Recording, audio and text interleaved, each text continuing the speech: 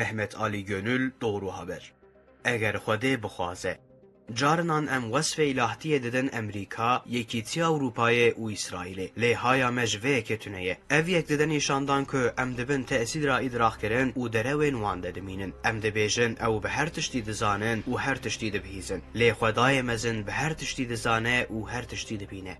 بالخاصة بگوتنا قبه حسن ام دبیجن تکنولوژی و استخبارات وان گرک پیش بچویه براین خوین فلسطینی بوان گوتنان بچوک دخینن مگود او بین ستندن و بین گرتنا مجید حسبینن لی مدید که افتشتان چاوا دست سیونیستان ده وکا بالونه که تقیه چاوا پوچ درکد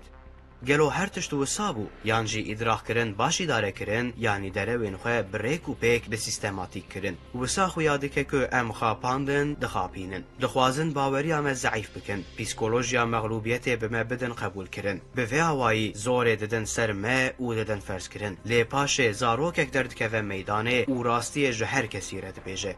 براستی ما بوسیله برخدان و حماس دید که اشغال کر نتو تشتکه امریکا هر تشتی نابینه یکیتی اروپای هر تشتی نزانه همو مدیا ناو نتوی تلویزیون روزنامه و مدیا جواکی دید که اسرائیل تشتکی پوچه جبروه که سیونیست و کسنج سیونیستان حزدکن کتن ناف شاشوازی یک مزن بله اف الهین وان کسان بعرده را پاند بون و اف کسان و راستی چاوا قبول بکن حیای رو هر تم اشغال کران ایریشت کرن و دبو مجارا خبران آنها جی حماس و برخودان ایریشن وان اشغال کرن که جیرد بیجن قاشو گلک مزنه دکه ما افتش شوا قومی جبو اعتبارا خویا قاشو قزنج بکه دست به حوله کرن جبروه که دست به اپراسیون ادراک کرنه کرن خبرین درو بلاف کرن جبروه که هنکست بیجن اف ایریشا برخودان پلانا بکنترول کریه سیونیستان ایزن دایوه که لی نزانن که گرخوده بخوازه و سارزیل دکه به دست کسین هندک گلک کسان رزیل دکه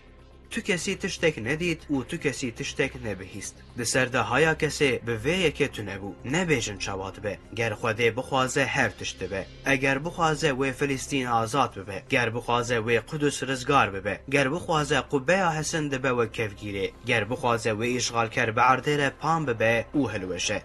خدا حلبت لطفه ده برخودانا که زاروک سبره ددن باوین خواه زاروک بچوک جباوه خوره و هاد گوت باوو به هیز به نترسه از باشم او از باشتر ببم به هیز و به قوت به